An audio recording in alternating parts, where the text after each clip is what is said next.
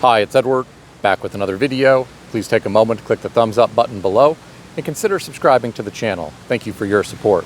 Today, I read an article on Yahoo Finance written by Sarah Brady titled, "This Young Couple Rushed to Buy a $730,000 Home, but Now They Can't Sleep at Night. Here's a 5-point checklist to find out if you're actually ready to buy a house." This article was put out by MoneyWise. I'll include a link to the article in the description below. I encourage you to read the full article to support the author and news source. As a private American citizen, I'd like to report and share my transformative thoughts through commentary regarding small sections of this article that are of public interest. According to the article, a married couple, Jonathan and Shalom in Seattle, had an apartment where rent was $1,800 per month. But they decided to purchase a house with a $4,150 per month mortgage payment. After this, Jonathan started having regular nightly panic attacks, and the couple is fighting over whether to purchase furniture. It's so interesting that this young couple is fighting over whether or not to purchase furniture for this new home. Recently, I was talking with a plumber who went into a McMansion, and the only thing in the McMansion was a sofa and a television.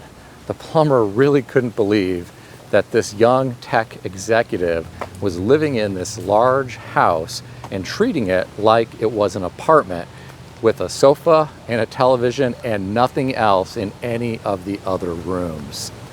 Some people are so house poor that they can barely afford to make their mortgage payment and pay for their utilities. They have no money left over to go out and purchase furniture. I feel for this couple described in this video.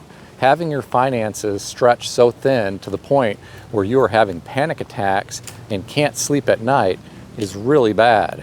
At one point, when I was very young, in my early 20s, I overextended myself when I was aggressively purchasing rental properties. There was a time when I did lose some sleep at night worrying about how I was going to cover all of the costs of some repairs that were necessary to one of the properties. I underestimated how much it was going to cost to make some repairs to a newly acquired rental property. It all worked out in the end, but I did encounter some stress regarding my personal finances at that time. So I can relate to the couple described in this article. I am sure the couple described in this article is not alone. I am sure there were a lot of individuals who rushed to purchase a home. Many had the fear of missing out. I am sure some of their real estate agents or mortgage brokers probably laid on some additional pressure to try to get them to close the transaction because, of course, real estate agents and mortgage brokers work on a commission structure. So if they don't close deals, they don't get paid and they can't cover their own bills. I'm not trying to villainize real estate professionals or mortgage brokers. I think some real estate professionals really believe that they are doing a service to their real estate clients when they help them win in a multiple bid situation.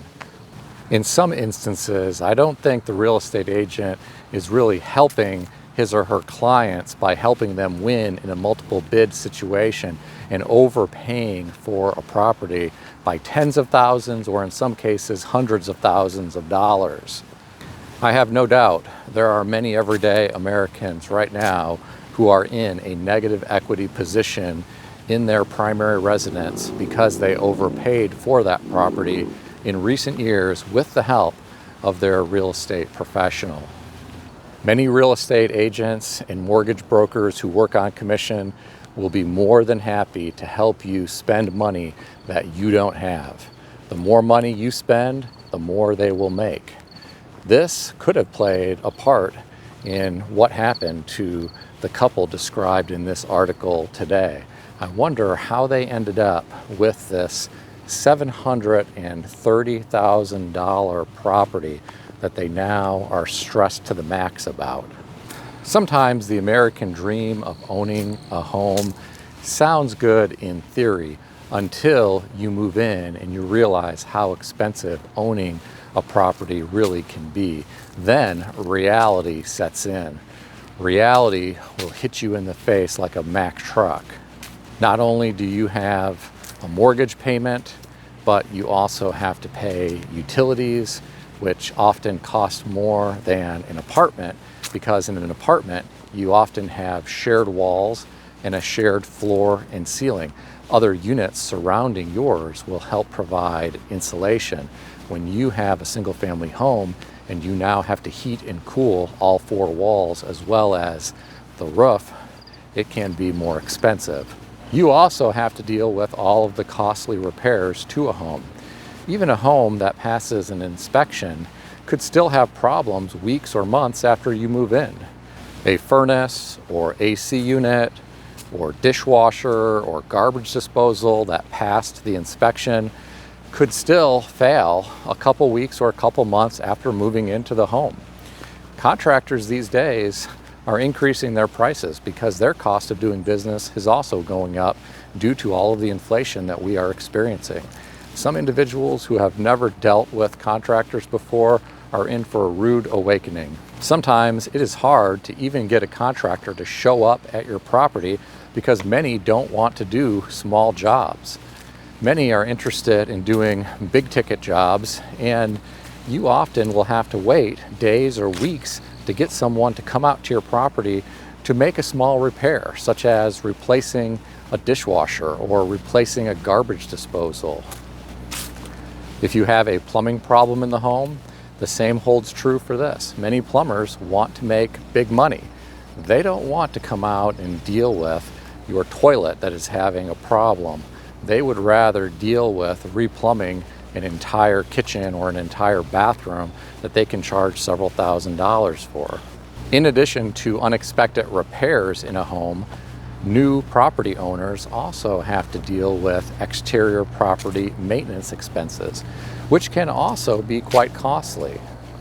Getting back to the article from today, the 5-point checklist to find out if you're actually ready to buy a home is really quite interesting. Number 1 on the list, will you live there 10 plus years? This could be an important question for individuals to ask themselves. If you think you might only be at a job in a city for a year or two, you might be better served renting an apartment. Purchasing and then selling a home can be quite expensive.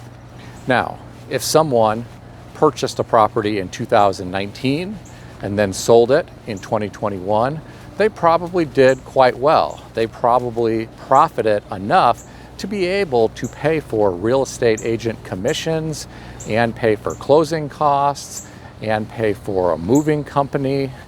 But someone in a normal market might lose money in the event they purchase a property and then have to relocate after a year or two, given all of the costs associated with a real estate transaction. Some people might be better served renting in the short term. Please keep in mind, we have been living in unusual times in recent years. There have been periods of time when homes sit on the market for months and months, and in some cases even years, especially if it is an expensive and unique property. Number 2 on the list, is your total monthly housing cost lower than 28% of your gross monthly income? I think this is a really big one that people need to ask themselves. Unfortunately, some people try to push their budget, and even people who are trying to live below their means or within their means sometimes are pressured by their real estate agent or their mortgage broker to go ahead and spend a little more money because you can get more house, you can get a house in a better area, and it's only a little bit more per month. So why wouldn't you do that? Many real estate professionals and mortgage professionals are very good at explaining how it is only going to cost a little bit more per month and you're going to get so much more for your money. Some people stretch their budget and then they end up like the couple described in this article today, who are having panic attacks and are not able to sleep well at night. Number 3 on the list, have you saved a 20% down payment? Well, this is something that I'd like to discuss a little further. If you put 20% down, you don't have to worry about paying PMI, which is great because you're not throwing that money away every month. But if you have the opportunity to take advantage of a great real estate deal, why not consider getting an insured conventional mortgage with a 3% down payment or a 5% down payment, or even an FHA loan for 3.5% down. If you're a veteran, you could take advantage of VA financing, which requires 0 money down. Or if you can find a property in a rural area that qualifies, you could take advantage of a USDA loan, which requires 0 money down. Let me share with you an example. Let's say a couple was thinking about purchasing a property back in 2019, but they didn't have 20% to put down. And these individuals thought to themselves, let's keep living in a small apartment and continuing saving our money until we have 20% down. And maybe we'll then purchase a property in another 1.5 or 2 years once we have saved the 20% down. Individuals like this would now have to pay a lot more money for a property once they had their 20% saved.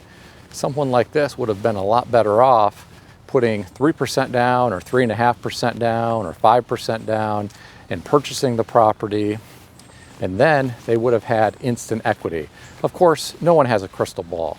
It's certainly possible the market may not have gone up as much as it did. So we never know, right? But if you find a property in a nice area and you know you are going to be in that area for quite some time and you can afford the monthly payment, why not take advantage of a loan which requires less money down? Number 4 on the list, are you okay if the value of your house goes down? Wow, this is a foreign concept to a lot of people in recent years because most people have only watched their home go up. I have known so many people who are addicted to their Zillow app on their phone, watching the value of their home go up week after week. It's so interesting that people feel as though they are getting rich on paper by looking at what the Zillow app is telling them.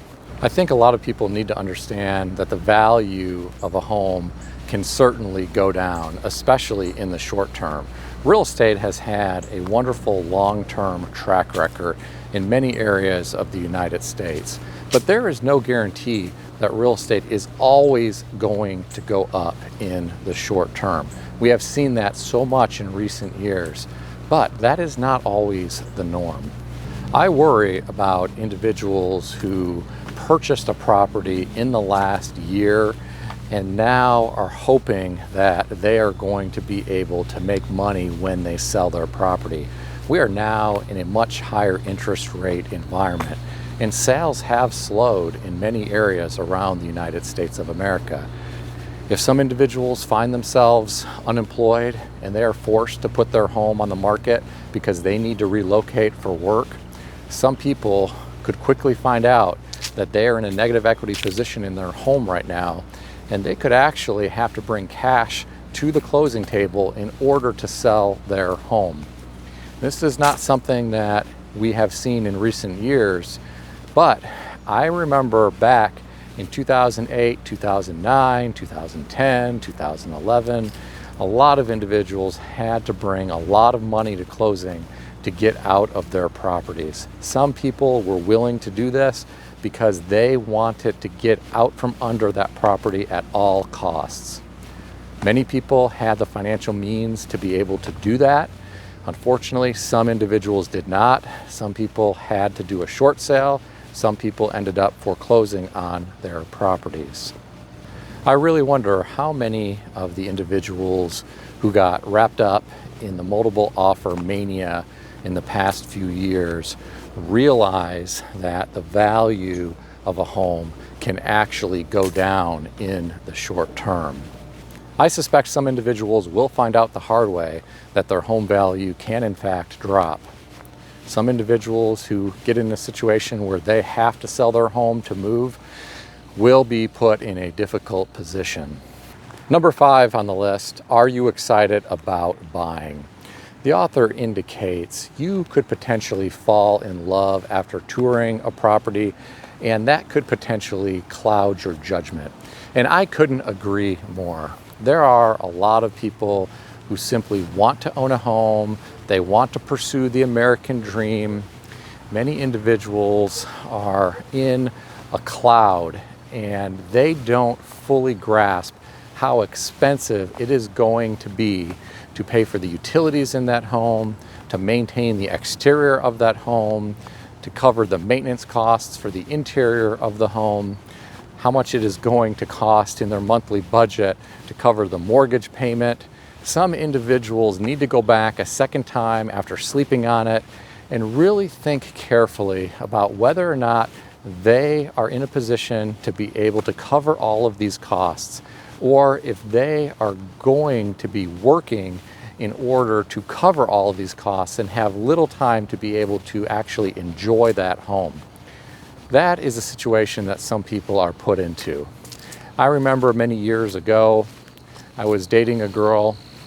She was dead set on purchasing a home.